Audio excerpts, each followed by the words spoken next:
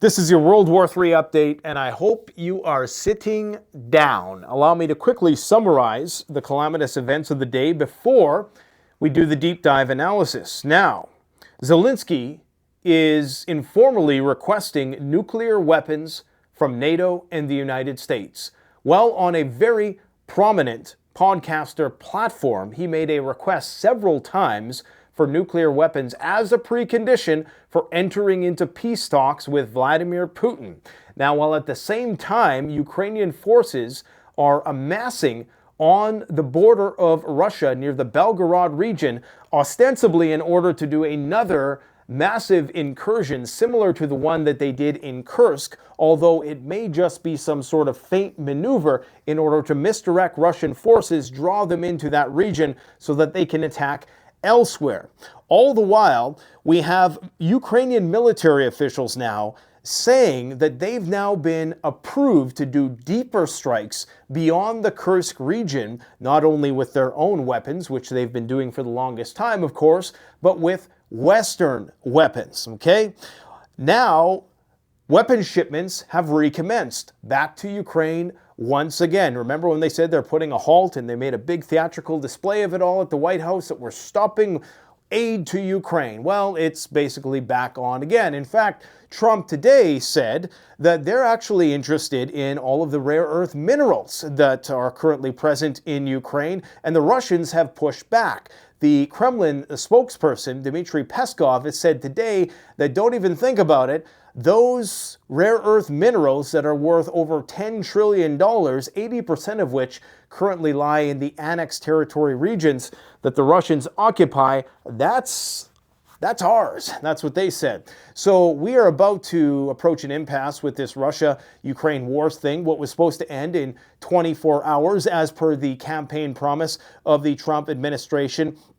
Clearly was just something he said in order to get elected, like most politicians do, and that is just a fact. And if you try to diminish it or think otherwise or say otherwise at this point in time, it's just foolish. That's what's happening. The war is going to continue to ratchet up. If anything, it is going to fester at a high level until the Democrats take over and it goes full-blown nuclear in 2028. But I have a feeling that if things fall apart and if this planned photo op between Putin and Trump don't go well, that things are going to go south much sooner than that. Now, that is just that front.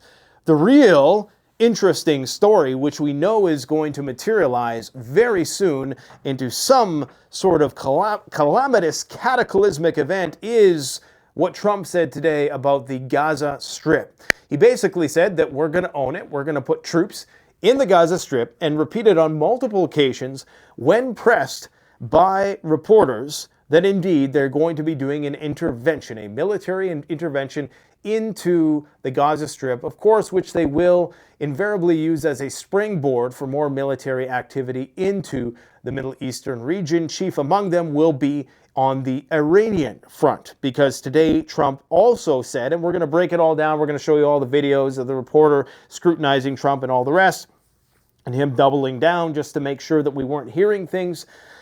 He indeed has committed to sending troops to the Gaza Strip. When that's going to happen, we don't know, because of course they still have hostages.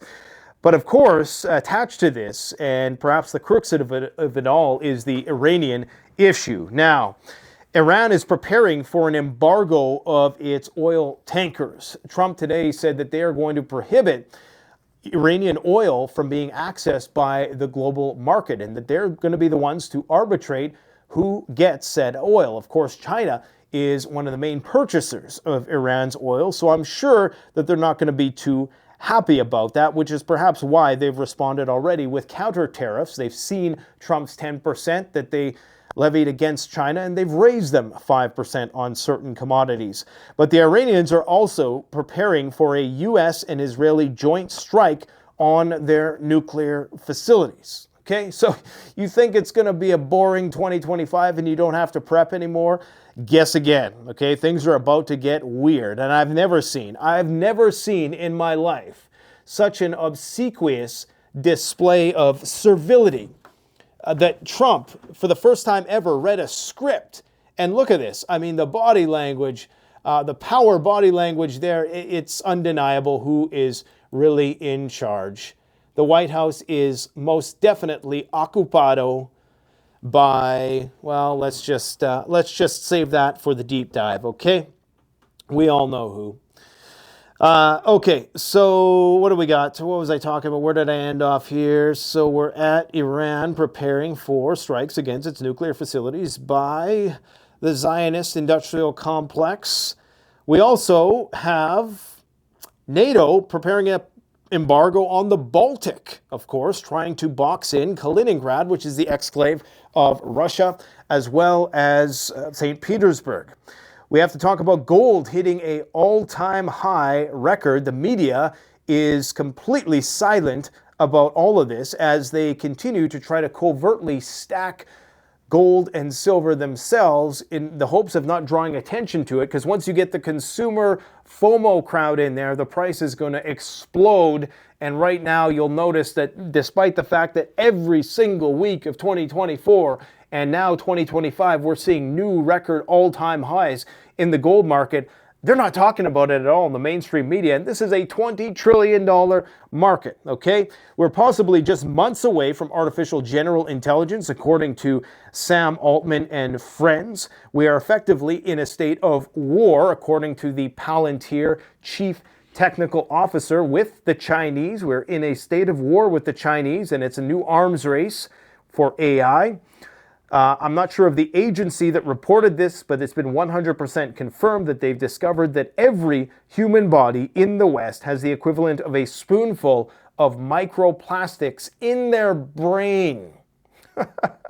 Plastic brains. Yes, you heard correct. And robots are literally about to take over. Now, we're going to get to this Trump stuff in just a moment and the U.S. sending troops into the Gaza Strip. But first, let's just address this, because this keeps getting wilder and wilder by the minute. $20 trillion market cap in gold. In the last year and a half-ish, they've added around $9 trillion.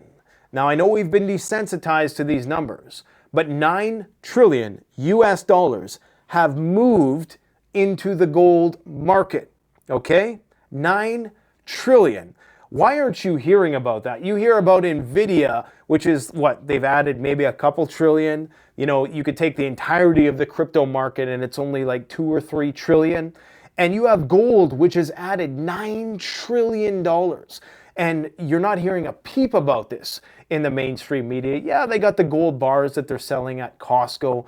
But above and beyond that, you're not hearing a whole lot about this. Why? Well, it's multifold. Primarily, it's because they don't want you buying it because they're stockpiling it. In fact, they want it so badly that they can't even get it. They're trying to repatriate all the gold from London, from Asia, because I think they know that the ship is sinking on the US dollar, and eventually people are going to abandon it, trade in their own currencies as we enter into the multipolar age of things. So, $9 trillion added. In addition to that, they also don't want to spook the markets, because if people, catch wind that, hey, the price of gold is rising a little bit too fast, that can cause panic. So they have to keep a lid on things. They have to manipulate the price of gold and silver through the commodities exchange and other ways that they paper it over by providing numerous claims on singular ounces of gold. If they continue to do this and suppress it, the longer they suppress it, the more stable the markets are going to be. But I don't think they can suppress it much further. And of course, this is indicative of the true inflation that is occurring. So the last time I checked, it was 28.72, but I think it's approaching 2,900, because I think we're going to hit 2,900 within the next 24 to 48 hours. But at the end of the day, it really doesn't matter. In terms of Canadian dollars, it's over the $4,074 mark. It's almost a better metric to measure it in an alternative currency, because the US dollar has been fluctuating so wildly lately that if you just look at the price of gold, not irrespective of how much the USD index is that day, you might not get the accurate representation of how it's measured in real terms, not in the nominal terms, okay? Now, let's talk about this stuff that is going on with the Gaza Strip. Because, again, I've never seen such sycophancy with a president before. I mean, you see it with Biden, but that's more senility. But I've never seen, and Trump, you know, what we all love about Trump is that he tells the truth, right? And he doesn't read a script. Well, I'm seeing him read a script here in a way that just seemed very contrived and almost forced. Meanwhile, you have Netanyahu standing next to him, grinning ear to ear, the guy who he is holding the seat for here. And you might, well, just say that's just common courtesy and all the rest, but clearly they got some dirt on somebody. Or they, you know, clearly the White House is muy ocupado, as they would say in Espanol. Let's hear what Trump has to say, okay? Cut the riffraff here. The U.S. will take over the Gaza Strip, and we will do a job with it, too. We'll own it and be responsible for dismantling. What? All of the. I mean, I'm not surprised, but all of the mega crowd is acting surprised. I told you guys, you know, interventionism all the way, especially in the Middle East. And they're going to do the same thing in Ukraine. They're just not going to talk about it. Dangerous unexploded bombs and other weapons on the site. Level the site and get rid of the destroyed buildings, level it out, create an economic development that will supply unlimited numbers of jobs and housing for the people of the area. Beachfront real estate, casinos, you know, the whole 9 yards. That's what you're going to get in the Gaza Strip. And they're openly talking now about ethnically cleansing the region. In fact, Trump just said yesterday that they're going to be moving the 1.7 million Gazans out of the region, and that they're going to, I guess, send them into the Sinai Desert or the Egyptian part of they're going to allocate a certain strip of land there on the outskirts of Israel, possibly send some to Jordan, who knows where else these refugees are going to go. But they're openly talking about ethnic cleansing. They've basically canceled all funding to UNRWA, which is the United Nations Relief. I can't remember exactly what it stands for, but basically they're the ones that provide aid to this region. So they've just, you know, it's totally mask off at this point, okay? Do a real job, do something different. Just can't go back. If you go back, it's going to end up the same way it has for 100 years. Well, there you have it. Full-blown imperialism. Now, hear what this reporter has to say. Oh, we got to turn this sucker up here. Territory, Mr. Prime Minister, you are talking tonight about the United States taking over a sovereign territory. What authority would allow you to do that? Are you talking about a permanent occupation there, redevelopment? And Mr. Prime Minister, do you see this idea as a way to expand the boundaries of Israel and to have a longer peace, even though the Israeli people know how important that land is to you and your citizens, just as the space is inherited by the Palestinians as well? I do see Inherited. a long-term ownership position, and I see it bringing great stability to that part of the Middle East and maybe the entire Middle East. And everybody I've spoken to, this was not a decision made lightly. Everybody I've spoken to loves the idea of the United States owning that piece of land, developing and creating thousands of jobs. Look at that smirk on his face. Wow. With something that will be magnificent in a really magnificent area that nobody would know. Nobody can look because all they see is death and destruction and rubble and demolished buildings falling all over. It's just a terrible sight. I've studied it. I've studied this very closely over a lot of months, and I've seen it from every different angle. And it's a very, very dangerous place to be, and it's only going to get worse. And I think this is an idea that's gotten tremendous, and I'm talking about from the highest level of leadership, gotten tremendous praise. And if the United States can help to bring stability and peace in. Everybody is confounded about this because they never thought they would be so brazen and blatant about their intentions. But, I mean, there they are, right? There you go. Let's see what he has to say about Iranian plans to assassinate him. This one is interesting. Trump threatens Iran with nuclear annihilation, as one would expect if a leader of a nuclear state was destroyed or canceled by their adversary, you would expect some sort of nuclear reprisal. Let's see what he has to say. Iran and their proxies who have threatened to retaliate against you and your team by killing you guys for taking out Soleimani. Well, they haven't done that, and Clearly. that would be a terrible thing for them to do. Not because of me. If they did that, they would be obliterated. That'd be the end. I've left instructions. Now, I'm not sure if there's any credible intelligence that suggests that the Iranians are in fact plotting to assassinate Trump. I know they've denied it. The government has. Of course, they do have an arrest warrant out for Trump because they did take out their top guy, Soleimani, who perhaps if he was still alive, you wouldn't have seen the rapid collapse of the axis of resistance in the past year. But I'll let Trump continue here, and then I'll give you my take on this. If they do it, they get obliterated. There won't be anything left. And they shouldn't be able to do it. And Biden should have said that, but he never did. Guys, they're going to go to war with Iran, okay? They're going to strike Iranian nuclear facilities.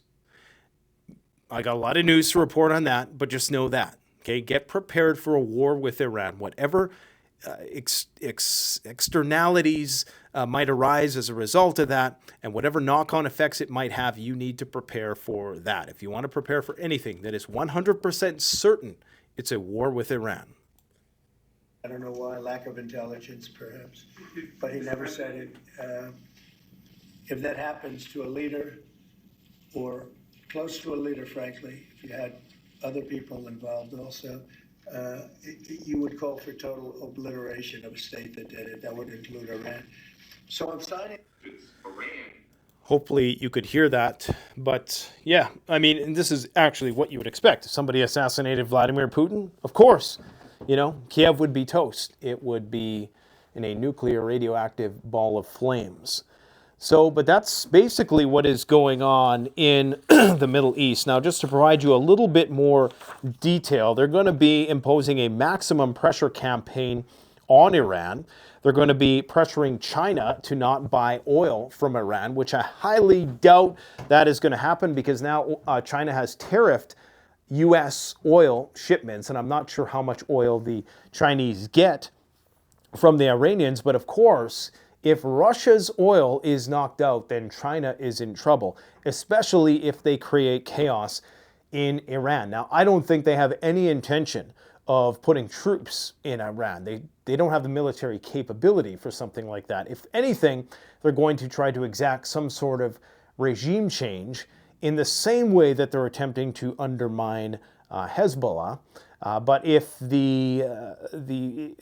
how can you say, the fortitude of the Houthis is any indication of the resistance that's going to be put up by the Iranians, is very likely not going to work. In fact, they have a 6 million strong militia that is outside the military in Iran that is tasked solely with the purpose of protecting the theocracy there, okay, and the Ayatollah. Now, if the Ayatollah croaks, depending on who his successor is, that could potentially be their inroad into doing something, and he's pretty old, so there is a distinct possibility that it could happen on Trump's watch, and maybe that is when they try to make their move. I'm sure they have a plan prepared for if and when that happens, for when the Ayatollah croaks.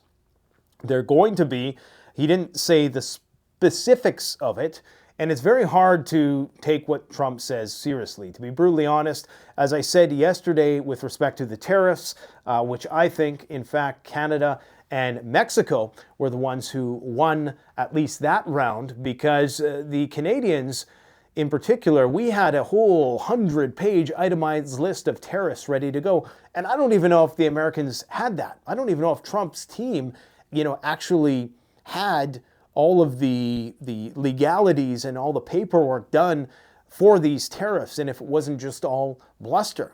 Because of course there's ulterior motives to that. I'm not going to get into the gist of it. The concessions that were made by Canadians were made back in December. So, the idea that we conceded more yesterday, with the exception of this $200 million additional dollars, which is really a nothing burger when it's, stretched across the multiple years that this is going to be rolled out, is basically nothing. There's been no concessions. If anything, Justin Trudeau would love nothing more than to have a tariff regimen imposed upon us so that we could do retaliatory tariffs, thus raising the prices, thus giving him the justification to issue some more stimulus checks and get people dependent on him so that they vote for him. Okay, anyways, that took a weird turn, didn't it? Anyways, so I got 50,000 thoughts rolling through my brain right now, guys, and this is actually the second time I've had to do this video, so I'm trying to keep in mind what I already said because the audio sucked in the last one. So anyways, the tanker war in the Persian Gulf is most certainly on the horizon. Netanyahu will meet with Trump,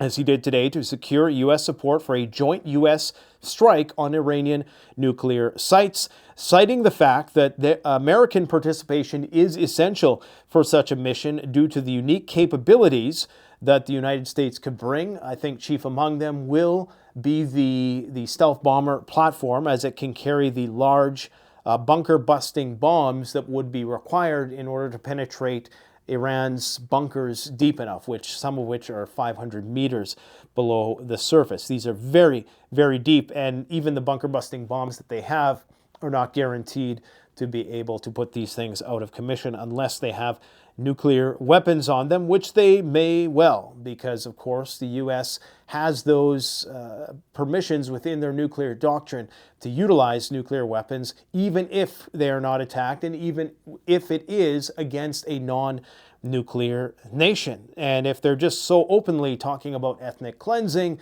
and annexing territory, then, I mean, the stuff that we've heard about Greenland and the Panama Canal, I mean, anything really is going to go with this administration, but at least they're being honest, because Biden would be doing the same thing, only he wouldn't be calling it that, okay? And so Biden did the handoff to Trump because they knew that they were going to go in there and explicitly finish the job because they have the support of most people in the MAGA crowd, not all, okay? And we really have to see how the public responds to this, because so far it has been met with a lot of disdain, but I'm guessing that they'll make some justification. And just like we all got convinced that the Cybertruck was cool, we'll wrap our heads around this all the same. With enough media and, saying things in the right ways, we'll all believe it.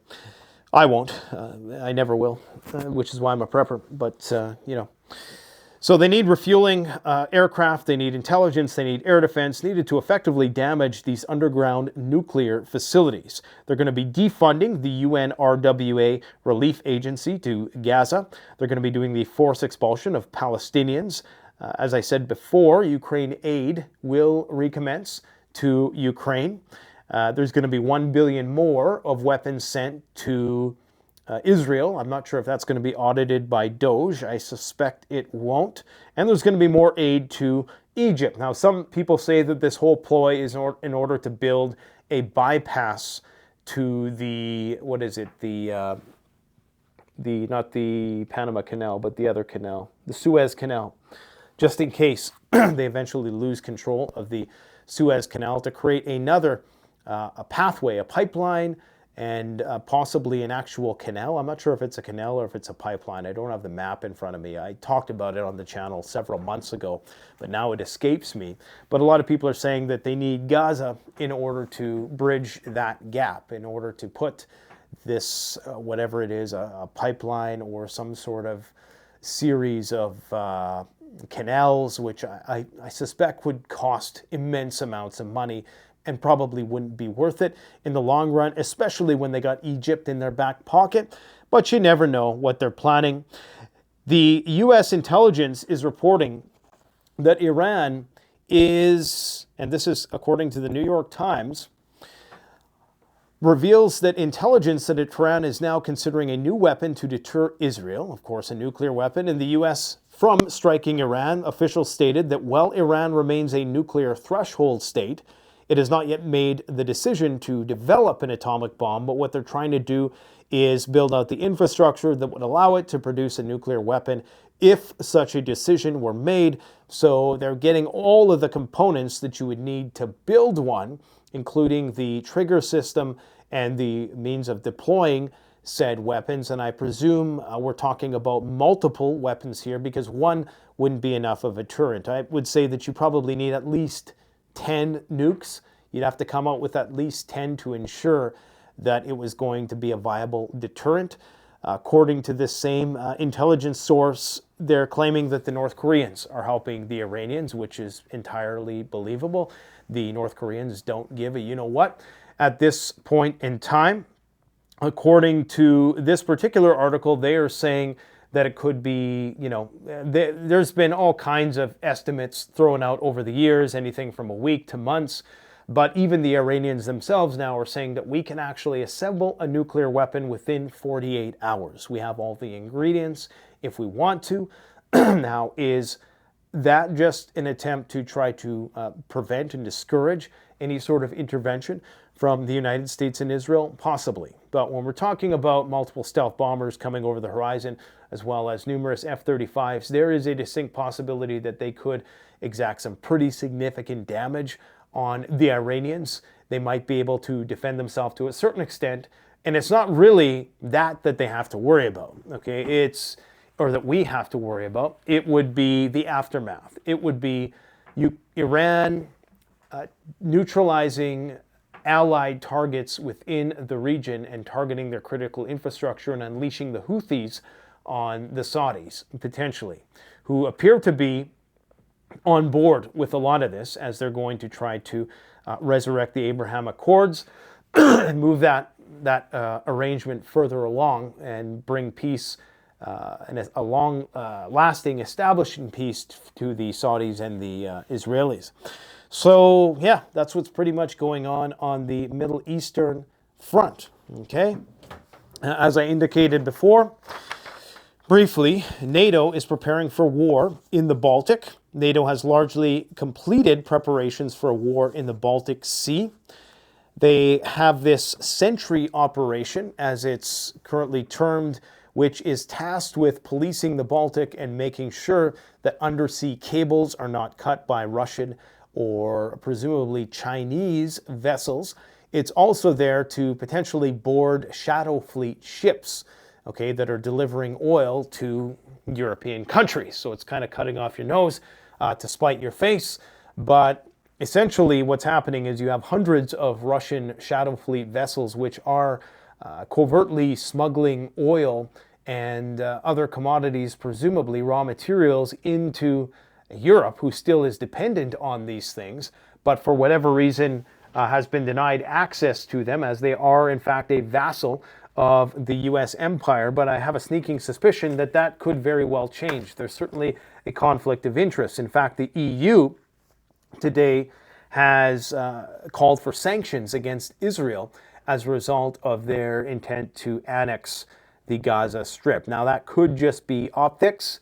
That could just be them trying to appease their population, but who really knows? Either way, Kaliningrad and St. Petersburg, which is at the end of the Gulf of Finland here, are going to feel increasingly isolated as we see a greater NATO presence within this region. And we're but one boarding of a ship away, or one incident away, from a red line being crossed somewhere in here. And Russia, as they're having their oil and gas infrastructure completely gutted and attrited, now they don't even potentially have the means to send that out, because not only has it been destroyed systematically by Ukrainian drones, the pipelines have been shut off or destroyed, and now their only means of getting it out by sea. That is kind of the final stage of NATO's strategy to try to put the stranglehold on the Russian oil and gas infrastructure. And the Kremlin's tolerance is high. It's incredibly much higher than any of us would have anticipated. Now we're coming on to the third anniversary of this conflict. It's going to be entering its fourth year. I mean, man, time flies. But the Allies have now initiated a naval blockade of inspecting vessels suspected of interfering with submarine cables. They're focused on suppressing Russian activities in Kaliningrad using reconnaissance and anti-submarine aircraft. Increased detentions under the Baltic Sentry operation aim to paralyze Russian ports. Well, the Russians have military equipment, and if they start escorting their ships, that's when things potentially are going to happen. As I indicated, Zelensky is calling for nuclear weapons. And he was very explicit about this. This wasn't a parapraxic slip of the tongue. He 100% wants nuclear weapons in order and as a precondition to entering into peace talks with Vladimir Putin. Nuclear weapons and missile systems would be the only adequate substitutes to NATO membership, the Ukrainian leader has claimed. Now, I think I have a clip of that somewhere here. Let me just see if we can find the actual interview where he says it. The translation is really bad. Of course, Piers Morgan, next to Joe Rogan, has one of the biggest podcast platforms, if you can call it that, of anybody in North America and Europe. And here's what he had to say on this show. Evil for this whole time on this whole path, which support package, which missiles, will we be given nuclear weapons? Then let them give us nuclear weapons. Will they give us the missiles in the quantities that we can stop Russia? And I'm not sure of that, but I think it would help. Otherwise, what missiles can stop Russia's nuclear missiles? That is a rhetoric question. So let's do it the following way. Give us back nuclear arms, give us missile systems. Partners, help us finance the 1 million army. Move your contingent on the parts of our state where we want the stability of the situation so that the people have tranquility. Anyways, so he had about 3 pitches there for nuclear weapons. So we were getting very close. And make no mistake, the Russian media, while this might seem like something that he was just riffing on an interview, they're taking this 100% seriously. If he is speaking so openly about it, that means that it's probably much further along in the back channel communications about such things. And I think we're about to reach an impasse with the Russian-Ukrainian situation under Trump. Of course, everybody expected that, well, I didn't. I knew it was never going to happen. In fact, I knew it was going to ramp up under the Trump administration, but everybody was expecting a 24-hour rapprochement, and of course, we never got that. And now what we're seeing is the complete opposite. We're seeing more attacks on Russian infrastructure. We're seeing the Baltic Sentry operation ramp up. We've seen all the pipelines close down on Trump's watch, and people will say, well, that's just a residual of what happened under Biden, but it's still going. And now you have Trump today, or yesterday I should say, saying that we're going to exchange weapons with Ukraine for those rare earth metals that are currently in the possession of the Russians. So now the United States has an incentive to assist Ukraine in purging the Russians from their territory so they can acquire all of those trillions of dollars of metals that the U.S. probably will need in order to fund whatever sort of protectorate, protectionist, isolationist state that they're trying to erect in the new multipolar world. And of course, keep it out of the hands of the Europeans, who are ultimately the main competitor of the US dollar. I'm not going to get into Triffin's dilemma once again. I'm probably going to do a dedicated video about that particular topic and how the Ukrainians tie into it, because indeed, we have 2 warring gangs here, I do believe. You have a gang which wants to achieve the globalist agenda, which is one of a universal reserve currency, everything under the auspices of the Pax American agenda.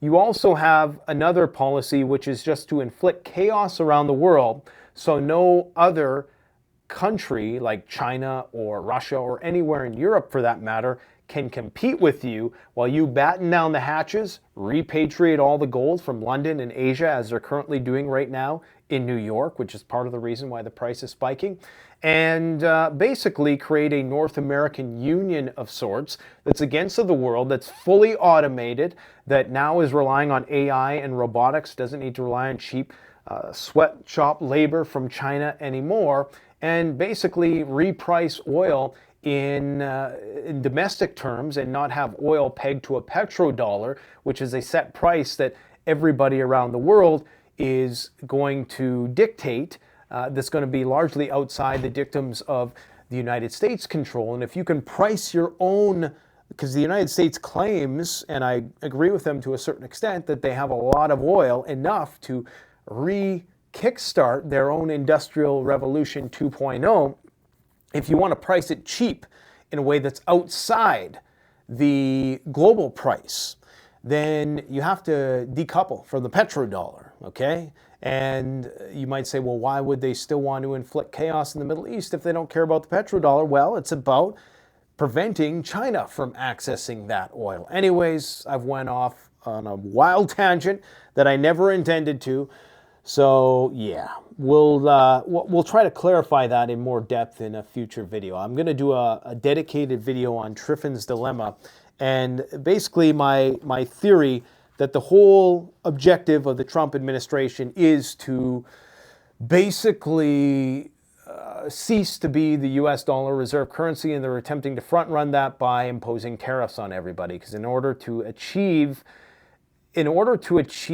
parity in terms of trade, you need to relinquish control of the global reserve currency. You can't be the global reserve currency and not have a trade deficit.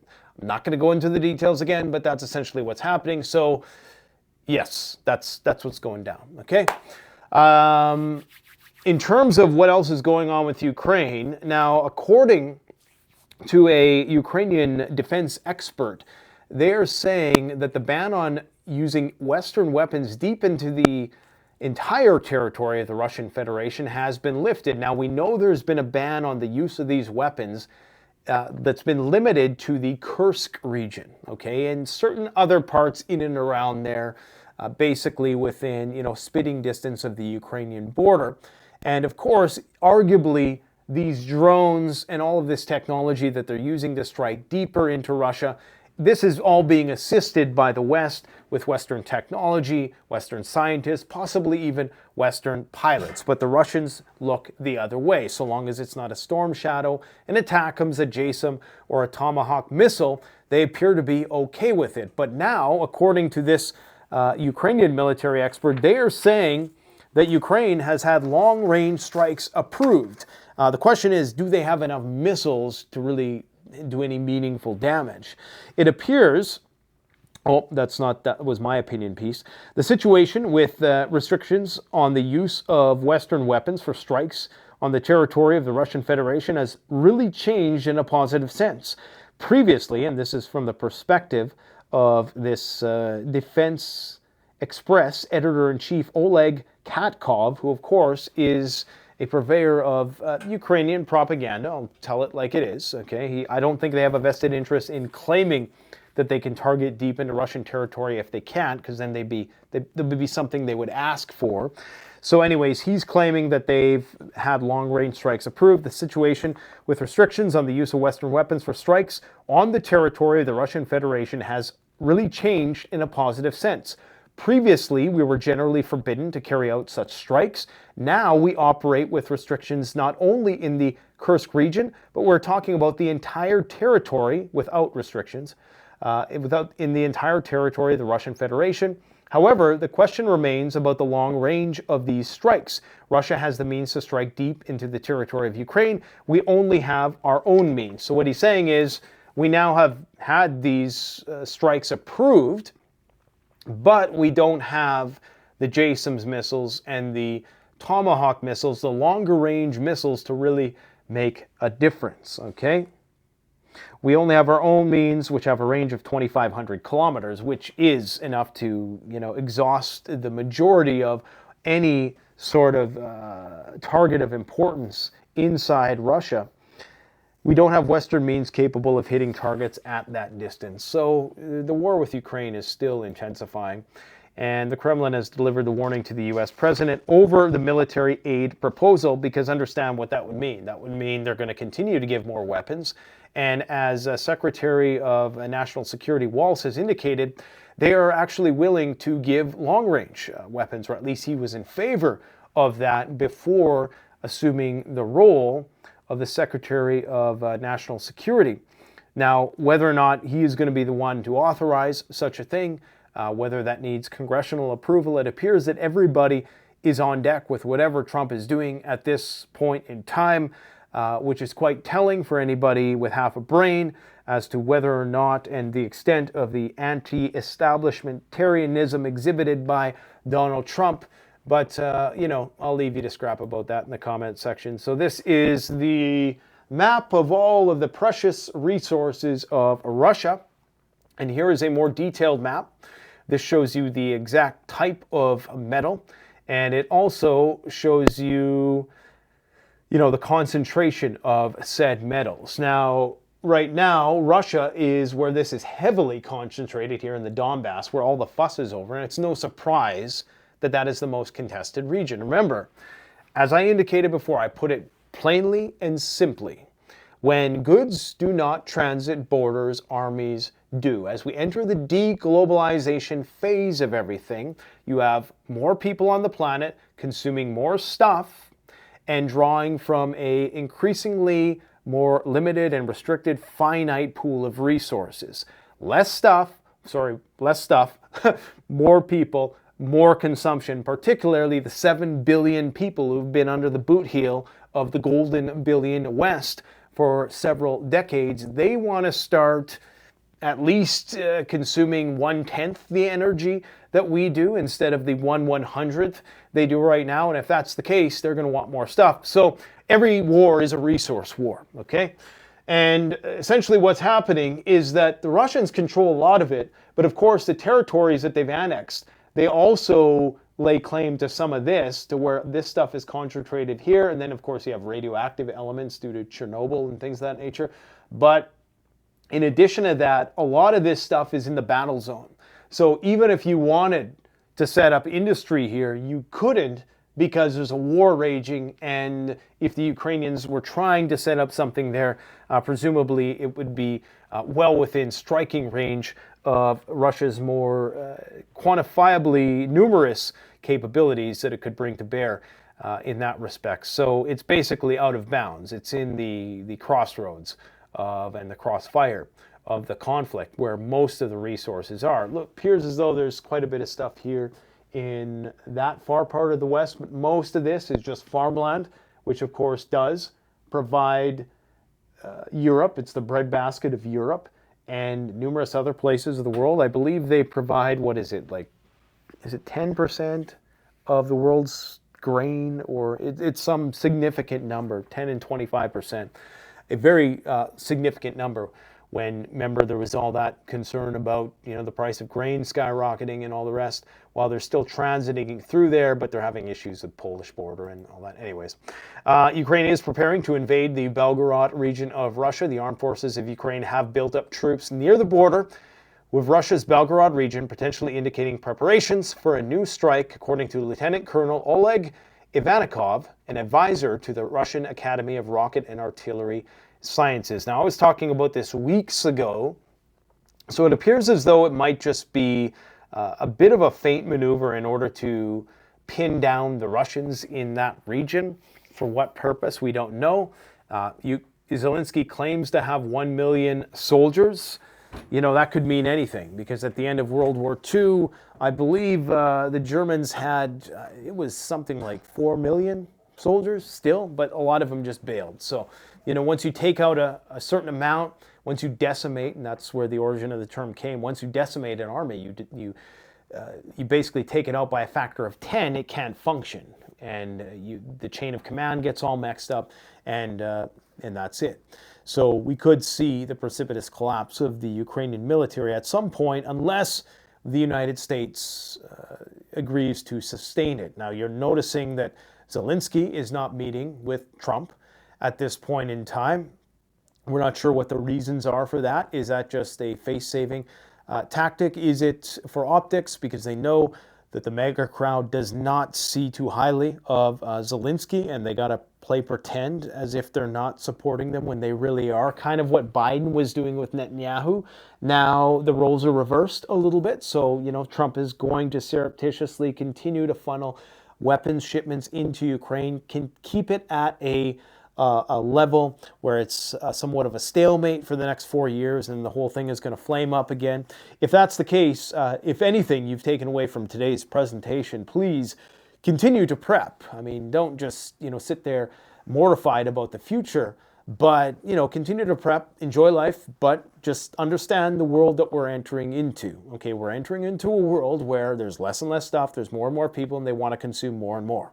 And now everybody's battening down the hatches and they're receding into their respective nation states, getting ready to go to war with one another. That's what's happening. And everybody has AI and robots. What could possibly go wrong? And the robots are going to be put in charge of our nuclear weapons. I got to do a deep dive on that story too, because that one completely escaped the internet, which is insane that OpenAI is going to have effectively a very large role in Stratcom, right out of the movies, right out of the Terminator series. And nobody's talking about it. Okay, so we talked about that. China's retaliating with additional tariffs up to 15% on select U.S. imports. So that didn't take long at all. Okay, so as of February 10th, the Chinese are going to be tariffing the Americans, not all commodities. And interestingly, I just got this news that there's been a temporary service disruption. Effective February 4th, the Postal Service will temporarily suspend only international package acceptance of inbound parcels from China and Hong Kong Post, which is massive. Okay? Think of all the things that people buy off AliExpress or Amazon that come from China. There's a lot of stuff, okay? So this must means that they are trying to bring online whatever sort of new tariff measures they're about to put into play, and they have to obviously delay shipments to make sure that they're in compliance with this. Note the flow of letters and flats from China and Hong Kong will not be impacted. I'm not sure what a flat is, but I presume that, parcels, inbound parcels are, the things like the stuff, right? But letters, they wouldn't stop the flow of that because it's very unlikely that there's anything of value in there. But that's very significant. And in a very petulant fashion, the American military decided to fly very close to the borders of China after this announcement of tariffs, counter tariffs, retaliatory tariffs being imposed by the Chinese. They flew one of these is this a rivet joint, 135 Boeing, really close to the Chinese border, relatively speaking. Here's Taiwan. This is maybe 100 miles or so. So that's very close. So imagine, the Chinese are flying a spy plane 100 miles off the coast of LA or New York City. I'm sure there'd be a whole lot of pearl clutching and toilet paper stocking up going on.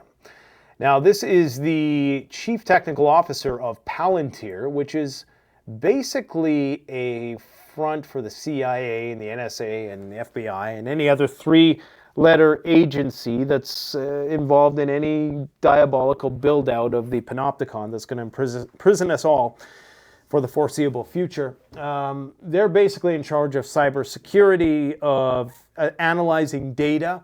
So they're the ones who are applying the AI. So think ChatGPT, but analyzing all of your data to see what you're going to do next. Okay, this is it. Yeah, this is it. This is the nasty one. And it's, I'm being a little bit sensationalist, but that's eventually what it's going to amount to. I haven't quite deciphered the esoteric meaning of their logo there, but I'm sure there's something behind it. I'm sure there's a 666 in there somewhere. Let's see what he has to say. One of the obvious lessons of DeepSeek R1 is something that we've been saying for the last 2 years, which is that the models are commoditizing. Yes, they're getting better across both closed and open, but they're also getting more similar, and the price of inference is dropping like a rock. But I think the real lesson, the more profound one, is that we are at war with China. We are in an AI arms race. And I got into a disagreement with Sam Altman about this at the Senate AI Summit over a year ago, where I was arguing that we are in an AI arms race, and there's an opposing view that we can all get along and we can cooperate on these things. And I'm sure the other side feels quite... So much is going to happen this year, guys. I just, AI in the midst of everything that is going on right now, it's just a crazy convergence of these different things which could potentially all escalate at the same time. It is going to be nothing short of an incredibly interesting year. Quite different, realizing that their IP has been stolen in this process here. But this war started long ago. It was an economic war with the ascension of China to the World Trade Organization, the greatest IP theft in history, the greatest wealth transfer in history. It is an opium war. The number one cause of deaths of 18 to 45-year-olds in this country is fentanyl. Why is the number one cause of death not fentanyl in China where it's made? Could it possibly be that the culture is completely screwed? Of course, we're never willing to introspect that deep. We're only willing to apply Band-Aid solutions and blame everybody for our problems. As above, so below. You know how your teenager or your kid, has this entitled mentality and they've never had to rough it out like we had to back in the 80s or the 70s or 60s. That's the mentality of the nation as a whole. That's how our leaders act towards everybody else. If something goes wrong, we have to find a scapegoat for that problem. If our economy, if we, shipped all our jobs overseas, well, because we wanted cheap stuff, then I guess that's their fault for now being the industrial powerhouse of the world. That sort of mentality. So anyways, I just thought I'd give you a taste of what cometh. This is a story about how the European Union, and this is not, Health Ranger InfoWar stuff. This is the real meal deal. I probably shouldn't have used meal deal as a metaphor. The European Union has approved mealworms as a food ingredient. The mealworms are the larvae of the darkling beetle, a word I can't pronounce, and are high in protein, fat, and fiber. Well, isn't that just great? We've entered Snowpiercer territory. It's only a stone's throw away from Soylent Green at this point in time. When the bugs run out, the people will be the last thing to run out in the apocalypse. And that's why it always devolves into some sort of cannibalistic free-for-all. The European Food and Safety Authority approved mealworms as a safe food for humans to eat. The European Commission adopted the legal act to allow mealworms in the EU market in June 2021. Ursula von der Leyen approved that one. In June 2025, the Commission approved the use of UV-treated mealworm powder in a variety of foods. So get your mealworm protein powder soon. UV-treated. In some cultures, that's probably a cuisine. Not a culture I care to be a part of, but maybe we'll have no choice. Especially if the crops, the blight, that's going to be the next crisis, is going to be the blight. In fact, in Russia this year, they're expecting pestilence, or what do you call it? What is the one plague with the locusts? That's what they're expecting, big locust outbreak because of the record high temperatures. Speaking of record high temperatures, don't get me started, in the United States, it's very warm. Here it's very cold. If you look at the temperature anomaly map, it's like dark blue and then dark red below the border. You guys are lucky. Cybertruck appears to be immune from the Doge fiasco there, the inquiry into government spending, because Elon is still having his vehicle subsidized $7,500 federal tax credit. But Elon is now saying, hey, we got to get rid of this tax credit, right? Why? Not because, fairness or anything like that. No, it's actually because now EV companies can compete. If they're given this subsidy, then they can potentially make better margins. If the government is going to subsidize people's vehicles, they can sell more vehicles, right? And because Tesla now has a pretty good moat, they have a pretty good lead, they don't want this anymore because it benefits their competition more than it benefits them. But they're still offering a $7,500 communistic federal tax credit paid for by taxpayers, right? I wonder when Doge is going to dig that one up. Here's a video of robots doing human things. This is based on algorithms that are able to watch human beings do things or have things simulated in, I believe this is the Omniverse simulation training dojo of sorts, where robot movements are about to become incredibly four-dimensional and dynamic because now they train them in the virtual space and then they unleash them onto the world. And then after, repeated learning and uploading that data, they get better and better at it, just like Tesla full self-driving. So this is what's coming, guys. The movements are going to get increasingly more and more dynamic. And I'm sure once they master the typical bipedal human form, eventually they'll throw in an extra limb or something just to make things a little crazier and even more dynamic and efficient. Because, of course, the reason why they're making robots in this way, and why doesn't the robot have 3 legs?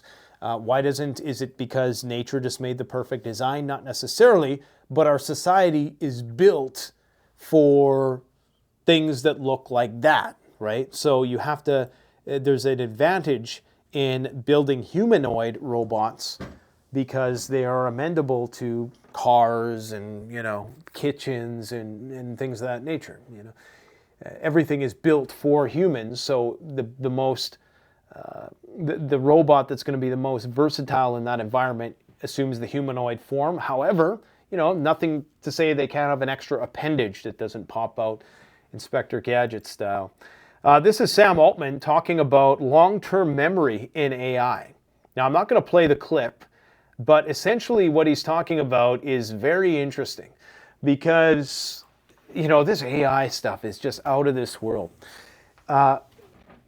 When you use ChatGPT-4, it remembers your previous conversations to a certain extent, but it doesn't remember every interaction, at least, so we're told. It's not recording every single interaction. It's accumulating that aggregate data, but it's not recording its interaction with you. So it doesn't get to establish a personal relationship. And this is where it gets creepy, okay? Because if you give AI long-term memory and it can, remember what you talked about last week, and remember, it's not gonna have the ability to forget like you do. And I can't remember what the philosopher quote about the psychopathy of remembering and forgetting, but something to the effect that it's crazier to remember than it is to forget. I can't remember what it was. But yeah, it's going to be weird because that's going to give it a human anthropic sort of dimension that is missing in AIs. And it's going to be able to establish a relationship with you because it's going to be adapted and adapting its algorithm to you personally, remembering the inputs that you had with it. And of course, it's eventually going to get eyes, ears. It already has that on your phone. You can use O3, I think, on your phone, and you can point it in a certain direction, and it can tell you what it's looking at in the room. Creepy, creepy shit.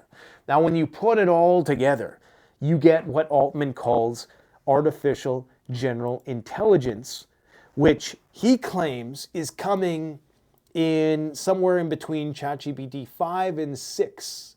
Okay? Here's what he has to say. This is weird. This is crazy times we're living in. I think, going from GPT-3 to GPT-4 really surprised the world. GPT-4 to GPT-5 will be a similar leap, and it's amazing the capability of these models. They're getting so smart that maybe by the time in GPT-5 or 6, maybe you'll say, that's enough intelligence. It's already smarter than us now. The PhD, it's already exceeded PhD level. So we're talking about 2 standard deviations. 90% of people, it's already smarter than, okay? So he's saying that we might, be put off by it being too smart. And I agree with him that if it's too smart and they don't program in some sort of selective memory loss, people might not want to interact with it because it might be too overbearing and overpowering to know that this thing has such an edge on you and it also interacts as a human. It's one thing to know that the computer knows more than you, right? And that you kind of are in control of that. But there's a certain lack of control that happens when the thing is not only smarter than you, but is also acting human. Okay? But the important thing to understand is we might not like it, but that doesn't mean the government's going to continue to ramp it up because they know it is an arms race. AI is a weapon. It is the potentially last weapon that human beings will create. Smarter than me. At this point, how do you make it, how do you integrate it? How do you make it easy to use? Can we bring voice note and canvas, video, and all of our features together? And can we have just this one model that can do everything? And put it in a robot. That knows when to search the web, it knows when to go to a research project, it knows when to write code, it knows when to like switch into voice mode. They already have, the latest thing they unleashed was Operator, which already seems old and it was only released 2 weeks ago. It's like these agents, they basically take control of your computer and your mouse and they do things for you. So the whole idea is that it can do it faster.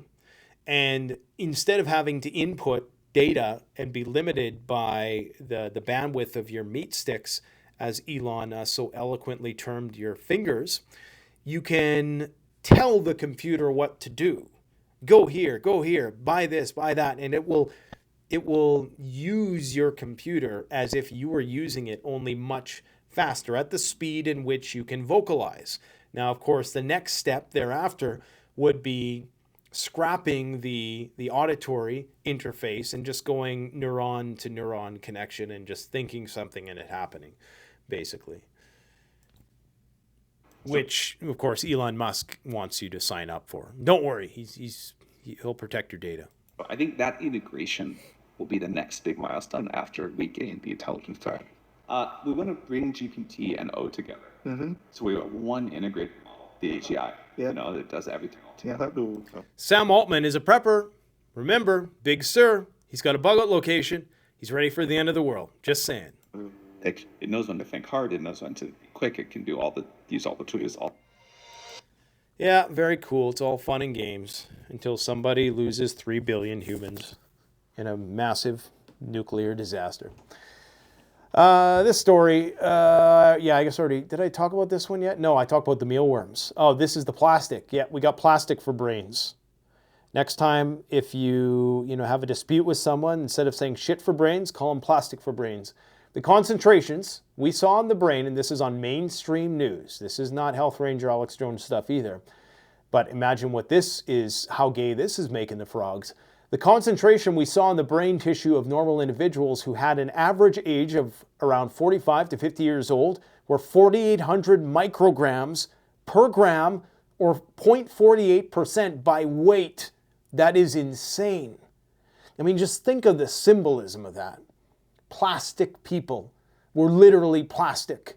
We've used credit cards so much that we've become that. You could do so many cool, art pieces do with this if you wanted to, if you're an artist, to try to illustrate this. The equivalent of an entire standard plastic spoon in our bodies. Isn't that insane? Human brain samples contain an entire spoon's worth of nanoplastics, studies say. Wow. I don't know, maybe it's given us superpowers. We can't have children anymore and the sperm are dying, but, maybe there's some perks. Who knows?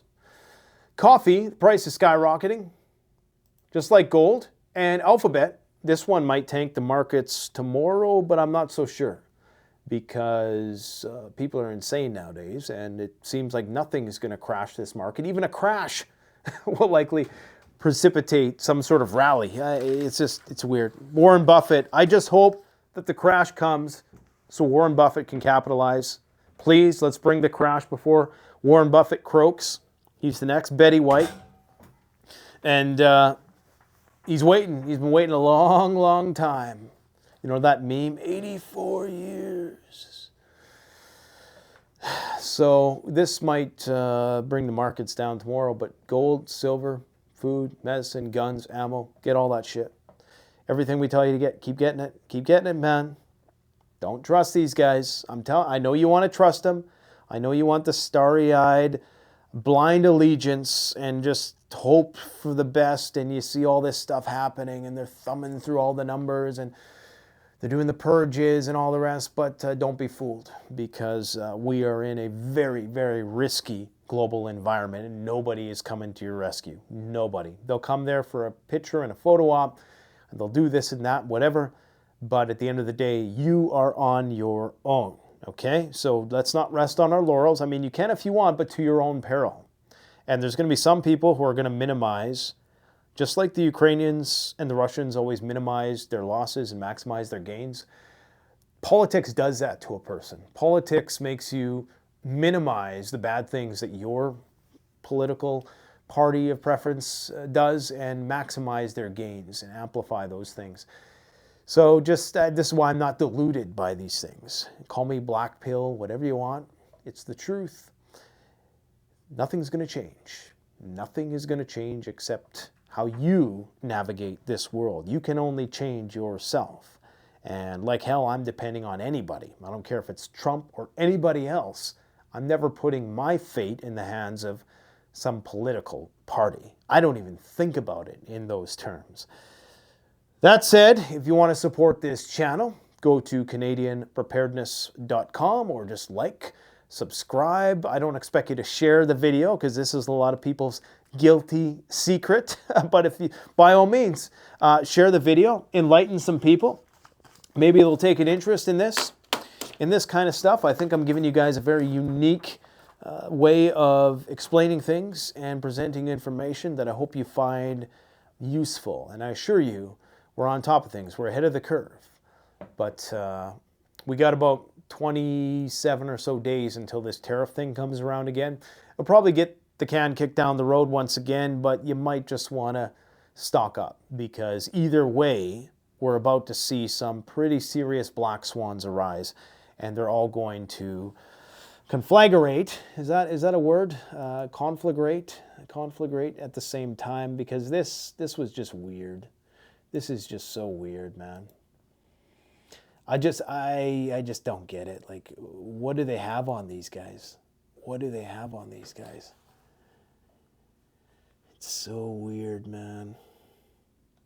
Some weird shit going on. I think I'm gonna stop talking.